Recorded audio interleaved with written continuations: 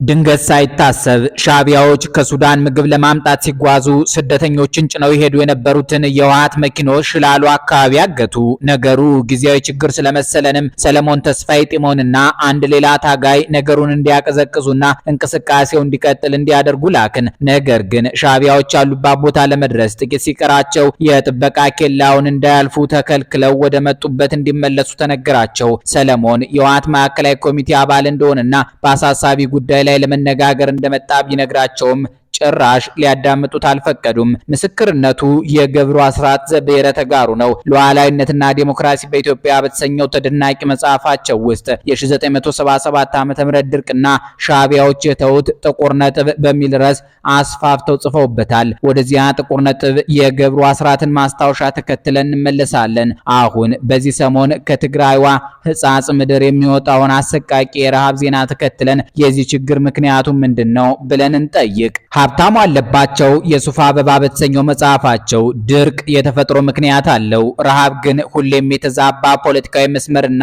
ፖሊሲ ውጤት ነው ይላሉ። የትግራይንና የአማራን ሕዝብም የሚያስርቡት ፖለቲከኞች ለመሆናቸው የኒህ ምሁር ትንተና መነሻ ይሆነናል። የኢትዮጵያ የረሃብ ታሪክ ደግሞ ኤርትራ የተባለችውን ሀገር ከነወደቧ ያሳጣት ነው። ባህሩ ዘውዴ የኢትዮጵያ ታሪክ ከ1847 እስከ 1983 በተሰኘው መጽሐፋቸው ምኒልክ ከአድዋ ድል በኋላ ጣሊያኖችን ከኤርትራ ለማስወጣት ያልቻለበት አንዱ ምክንያት ክፉ ቀን የተባለው ረሃብ ያስከትለው የስንቅ እጥረት ነው በማለት ኤርትራ የታጣችበትን ሰበብ ጠቁሟል። እነሆ በረሃብ ምክንያት ከኢትዮጵያ የተነጠለችውን ኤርትራ መሰረቱ አድርጎ ይዋጋ የነበረው ሻቢያ በተጋሮች ላይ የፈጸመውን በደል ለማሰብ የገብሩ አስራት መጽሐፍ ገጽ 96 ላይ ተገልጦ ይጠብቀናል። የ1977 ዓመተ ምህረት አጠቃላይ አዝመራ እጅግ መጥፎ ከመሆኑም በተጨማሪ በርካታ የኢትዮጵያ አካባቢዎች በድርቅና በረሃብ ተጠቅተው ነበር። በተለይ ትግራይ በጦርነቱ ምክንያት የተፈጠረው ችግር ሳይበቃው ድርቅም ክፉኛ መጥቶት ነበር። ሁኔታው ለህዝቡም ይሁን ለድርጅቱ ትልቅ ፈተና የጋረጠ ስለነበር በጋራ መፍትሄዎችን ማፈላለግ ያስፈልግ ነበር። ህወሓት ያጋጠመው የዝናብ እጥረትና በስፋት የተከሰተው ተምች በጋራ የፈጠሩትን የምግብና የከብት መኖ እጥረት ኢኮኖሚ በአጠቃላይ እንዳሽመደመዱት ቶሎ ለመገንዘብ ችሎ ነበር። ይህ የኢኮኖሚ መሽመድመድ የድርጅቱን ህልውና ብቻ ሳይሆን የህዝቡንም ህልውና እንደሚፈታተን በመገንዘብ ቅጽበታዊ የፖሊሲ አቅጣጫዎችን ለመንደፍ ተገደድን። ደርግ ይህን አጋጣሚ ተጠቅሞ ድርጅቱንና የድርጅቱ መሰረት የሆነውን ህዝብ ሊበታትን ስለሚችል ይህ ጉዳይ ቀዳሚ ተግባር መሆን እንዳለበት አመራሩ ስምምነት ላይ ደርሶ ወዲያውኑ የህዝቡ ህይወት የሚታደግበትን እርምጃ ለመውሰድ ወሰነ። በዚህ መሰረት ደርግ በሚቆጣጠረው አቅራቢያ የሚኖረው በድርቅ የተጠቃው ህዝብ ደርግ ወደ ተቆጣጠራቸው አካባቢዎች ሄዶ ህይወቱን እንዲያድን ምክር ሲሰጠው፣ ከደርግ ቁጥጥር ራቅ ባሉ አካባቢዎች የሚኖረው ህዝብ ደግሞ በሁለት አቅጣጫዎች የዕለት ደራሽ ምግብ የሚያገኝበት ሁኔታ እንዲመቻች ስምምነት ላይ ተደረሰ። በዚህ መሰረትም የውጭ ግንኙነት ክፍሉ ያለውን አሰቃቂ ድርቅና ረሃብ ለዓለም ህብረተሰብ በማሳወቅ ወደ ሱዳን በሚጎርፈው በመቶ ሺዎች ለሚቆጠረው ህዝብ እርዳታ እንዲጠይቅ ተነገረው። የውጭ ጉዳይ ክፍሉም አገር ውስጥ እጅግ አስከፊ ድርቅና ረሃብ እንደተከሰተና በመቶ ሺዎች የሚቆጠሩ ወገኖች ወደ ሱዳን እየተሰደዱ መሆናቸውን ለለጋሾች ገልጾ ዝግጅት እንዲያደርጉ ጠየቀ። በውጭ ይህ አይነቱ እንቅስቃሴ እየተደረገ በአገር ቤት ደግሞ በድርቅ የተጠቁ ወገኖች በቀያቸው በረሃብ እንዳያልቁ ወደ ሱዳን እንዲንቀሳቀሱ ዝግጅት ተጀመረ። ከሱዳን ድንበር ራቅ ባሉ የትግራይ አካባቢዎች ማለትም በራያ፣ በእንደርታ፣ በተንቤን፣ በአጋመ፣ በክልታ ውላሎ፣ በአድዋና በአክሱም የነበሩ ወገኖች ወደ ሱዳን ቶሎ እንዲንቀሳቀሱ ሲነገራቸው፣ በሽሬ በተለይ ደግሞ በቆላማው አካባቢ የነበሩት ግን ከሱዳን ጠረፍ ሄደው የሚያስፈልጋቸውን ያህል ምግብ እንዲያመጡ ዝግጅት ተደረገ። በዚህም መንገድ በርካታ የምዕራብ ትግራይ በተለይ የሽሬ ቆላማ አካባቢ ነዋሪዎች በአህያ፣ በግመል፣ በበቅሎ፣ በበሬ እንዲሁም በጀርባቸው እህል እየተሸከሙ ከዳንሻ አካባቢ የሚያስፈልጋቸው ምግብ አጓጉዘው ራሳቸውን ታደጉ። ከቀሪው የትግራይ ክፍል ወደ ሱዳን የሚጓዙ ደግሞ ባረፉበት አካባቢ ሁሉ ምግብ እየተዘጋጀ እንዲቀርብላቸው ከምዕራብ ትግራይ እስከ ሱዳን ጠረፍ ድረስ ጊዜያዊ መጠለያና መመገቢያ ስፍራዎች ተቋቋሙ። በርካታ መኪኖችም ተመድበው ለዚያ ቁጥር ስፍር ለሌለው ህዝብ ምግብ ማቅረብ ጀመሩ። ምግብ አራግፈው ሲመለሱም አቅመ ደካሞችን እየጫኑ ወደ ሱዳን ያጓጉዙ ነበር። ይህ ክስተት ለማንኛውም ጤነኛ አእምሮና ስብና ላለው ሰው እጅግ አሳዛኝና ዘግናኝ ነበር። ስደተኞቹ ከሁሉም አቅጣጫ መጥተው ምዕራብ ትግራይ ላይ ሲፈሱ የሪጅኑ አመራር ይህን አሳዛኝ ችግር ለመወጣት ሌት ተቀን መስራት ነበረበት። በዚህ ሪጅን ተመድበን ይህን ሁኔታ ስንከታተል የነበርነው የህወሓት ማዕከላዊ ኮሚቴ አባላት ሰለሞን ተስፋይ፣ አርከበ ቁባይ፣ ሙሉጌታ አለምሰገድና ገብሩ አስራት ነበርን። ሊቀመንበሩ ገብሩ አስራት፣ አርከበ ቁባይ ወታደራዊ አዛዥ፣ ሰለሞን ተስፋይ የህዝብ አደረጃጀት፣ ሙሉጌታ አለምሰገድ የማህበራዊ ኢኮኖሚ ኃላፊዎች ነበሩ። ሁሉም በስራቸው ያሉትን ከፍተኛ ካድሬዎች በማስተባበር ይህን ትልቅ ህይወት የማዳን ኦፕሬሽን ይመሩ ነበር። በየቀኑ ወደ ሪጅኑ የሚጓዘው ስደተኛ ቁጥር ስፍር ስላልነበረው የሚያጋጥመውም ችግር እንዲሁ ከባድና ውስብስብ ነበር። ነፍሰ ጡሮች፣ በራብ የተጎሳቆሉና ሞት አፋፍ ላይ የደረሱ ሽማግሌዎች፣ ህፃናትና እናቶች በብዛት ነበሩ። ከጊዜያዊ መጠለያዎቹ ሲደርሱም ህይወታቸው የሚያልፈውን ብዙ ነበሩ። ሆኖም የነበረው ዝግጅት ከፍተኛና ጥንቃቄ የተሞላበት ስለነበር መንገድ ላይ የሞቱት ጥቂቶች ነበሩ ለማለት ይቻላል። በዚህ የበጎ አድራጎት ስራ ጭራሽ ሊረሱ የማይችሉ በፈቃደኝነት አውላላ በረሃ ላይ አገልግሎት ይሰጡ የነበሩ የውጭ ዜጎችም ነበሩ።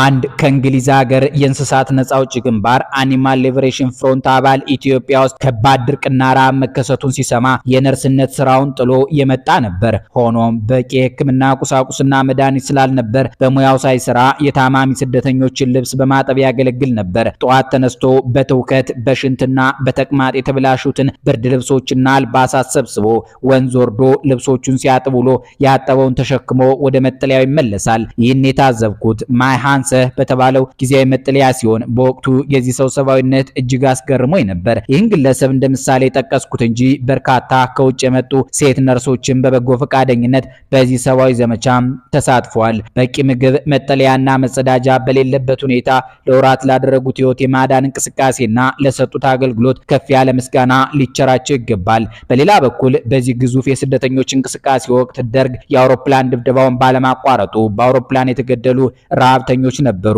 በስደተኞች ላይ ከፍተኛ እልቂት የደረሰው የሚፈልገውን ያህል ዝግጅት ባልተደረገባቸው ሱዳን ውስጥ በነበሩት ጊዜያዊ ማረፊያ ጣቢያዎች ነበር። በእነዚህ ጣቢያዎች በሺዎች የሚቆጠሩ ዜጎች በኮሌራ በውሃ ጥምና በወባ በሽታ ሲያልቁ በወቅቱ አሰቃቂ ሞታቸው በካሜራ አይን ተቀርጿል። በተለይ ተኩልባብ በተባለው ከሰላ አካባቢ በነበረው መጠለያ የደረሰው እልቂት እጅግ ዘግናኝ ነበር። ያንንም የተመለከቱ ዓለም አቀፍ ለጋሾች ወዲያው እርዳታ በገፍ አፍሰዋል። በጎ ፈቃደኛ ነርሶች፣ የህክምና ቁሳቁስ፣ ተሽከርካሪዎችና ምግብም በገፍ ወደ ሱዳን ልከዋል። ከሞት የተረፈውና እንደምንም እዚያ የደረሰው ቁጥሩ 170 ሺህ የሚሆን ረሃብተኛ ህይወቱን ታደገ። ጠንከር ያለውንና በእርሻ ስራ ሊሰማራ የሚችለው የሚቀጥለው የአዝመራ ወቅት ከመጀመሩ በፊት እየተመረጠ በሬ ዘርና የወራት ቀለብ ተሰጥቶት ወደ መጣበት እንዲመለስ ተደረገ። ይህ ፕሮግራም ህወሓት የነደፈው አጠቃላይ የመልሶ ማቋቋም ፕሮግራም አካል ነበር። በዚህ ወቅት ሻዕቢያ በህዝቡ ላይ የፈጸመው ግፍ ፍጹም የማይረሳ ነው። ህወሓት ከሻዕቢያ ጋር መልካም ግንኙነት ባይኖረውም ስደተኛውን ለማጓጓዝና የዕለት ደራሽ ምግብ ከሱዳን ለማስገባት ያቀደው ሻዕቢያ በሚቆጣጠረው መሬት በማለፍ ነበር። በመሆኑም ከከሰላ እስከ ማይሃንሰ ያለውን መስመር ተከትለን ጊዜያዊ ማረፊያዎችና መጠለያዎች አቋቁመን ነበር። የመጀመሪያዎቹ ስደተኞች ከሰላ አካባቢ የደረሱትም ትግራይን አቋርጠው የኤርትራን ምዕራባዊ ቆላ ክፍልን በመሻገር ነበር። የመጀመሪያው የዕለት ደራሽ ስንቅ ወደ ትግራይ የተጓጓዘው ይህንኑ መስመር ተከትሎ ነበር። ሆኖም ድንገት ሳይታሰብ ሻዕቢያዎች ከሱዳን ምግብ ለማምጣት ሲጓዙ ስደተኞችን ጭነው ይሄዱ የነበሩትን የህወሓት መኪኖች ሸላሎ አካባቢ አገቱ። ነገሩ ጊዜያዊ ችግር ስለመሰለንም ሰለሞን ተስፋይ ጢሞንና አንድ ሌላ ታጋይ ነገሩን እንዲያቀዘቅዙና እንቅስቃሴው እንዲቀጥል እንዲያደርጉ ላክን። ነገር ግን ሻዕቢያዎች ያሉባት ቦታ ለመድረስ ጥቂት ሲቀራቸው የጥበቃ ኬላውን እንዳያልፉ ተከልክለው ወደ መጡበት እንዲመለሱ ተነገራቸው። ሰለሞን የህወሓት ማዕከላዊ ኮሚቴ አባል እንደሆነና በአሳሳቢ ጉዳይ ላይ ለመነጋገር እንደመጣ ቢነግራቸውም ጭራሽ ሊያዳምጡት አልፈቀዱም። እነ ሰለሞን ያጋጠማቸውን ችግር አዲ መሐመዳይ በተባለ የሪጅኑ ቤዛም ባለ ነበርነው አመራር አስረዱ። የሪጅኑ አመራር ከሻዕቢያ ጋር የነበረው ግንኙነት እንደተበላሸና ሊጠገን እንደማይችል ካረጋገጠ በኋላ ሌሎች አማራጮችን ማፈላለግ እንደሚገባ ለላይኛው አመራር አመራር አስታወቀ። ወደ ሱዳን እንዳይንቀሳቀሱ በሻቢያ የታገቱት መኪኖችም አቅጣጫቸውን ለውጠው ተከዜን ተሻግረው ወልቃይት እንዲገቡ ተደረገ። ይህ ሁሉ ሲሆን ደርግ እንዳይደርስብንና ስደተኞች እንዳያልቁብን የምንንቀሳቀሰው በጥድፊያ ነበር። በወቅቱ ደርግም ሁኔታውን ተገንዝቦ ይመስላል በህወሓት ላይ ወታደራዊ ዘመቻ ከፍቶ አሳሳቢ አጣብቂኝ ውስጥ ገባን። አማራጭ ስላጣንም በጨለማ መንቀሳቀስ የነበረባቸውን ኮንቮዮች በአውሮፕላን ሊደበድቡ ቢችሉም በጠራራ ፀሐይ መንቀሳቀስ ጀመርን። ሻቢያ ስደተኞች ቢያልቁና የህወሓት መኪኖች ቢቃጠሉ ደንታ አልነበረውም። እንቅስቃሴው ሁሉ አስቸጋሪ ሆነ። ሻቢያ በፈጠረው ችግር ህይወታቸውን ያጡ በጉዞ ላይ የነበሩ ወገኖች በርካታ ነበሩ።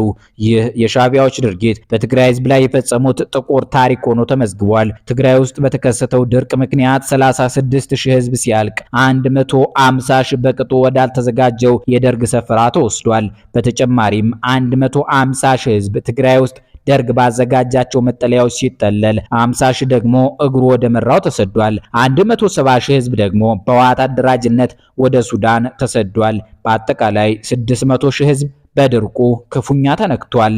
እነሆ እንዲህ ያለው መራራ ታሪክ ከተመዘገበ ከ41 ዓመታት በኋላ ትግራይ ውስጥ እናቶች ተርበው ህፃናት ከሞት ጋር እየታገሉ ታዩ። የዚህ ቀፋፊ ታሪክ ያውን የቦታ መቼትም ህጻጽ የተባለችው የትግራይ መንደር ሆነች። ህወሓት ሳምንታዊ መልእክት በሚል ሰኞ ዕለት ባወጣው መግለጫ ከእንግዲህ ትዕግስታችን አልቋል ብሏል። ይህን ያለው በሰሜናዊ ምዕራብ ዞን ህጻጽ በተባለ የተፈናቃዮች መጠለያ ጣቢያ ውስጥ ከፍተኛ ረሃብ መከሰቱ በሰፊው ከተነገረ በኋላ ነው። በጊዜ አስተዳደሩ ውስጥ አብላጫ ቦታ በመያዝ ክልሉን እያስተዳደረ ያለው ህወሓት የተፈናቃዮችን ረሃብ የሰማው እንደሌላው የኢትዮጵያ ህዝብ ነው የሚል ወቀሳም ቀርቦበታል። ብዙዎች በረሃብ የሞቱበት አስገደ ወረዳ በወርቅ ሀብት የበለጸገ መሆኑና በአካባቢው የወርቅ ንግድ መኖሩ ህወሓትን በእጅጉ አስወቅሶታል። ሆኖም ደብረጽዮን የሚመሩት ህዝባዊ ወያኔ ሓርነት ትግራይ የክልሉ ሰብአዊ ቀውስ የከፋው አብይ የሚመሩት መንግስት የትግራይን ግዛት ባለማስመለሱ ነው ብሏል። የፕሪቶሪያ ስምምነት ተግባራዊ እንዲደረግ ተደጋጋሚ ጥሪ ባቀርብም ሰሚ በመጥፋቱ በአብይ መንግስት ላይ ትዕግስት የተሟጧል ብሏል።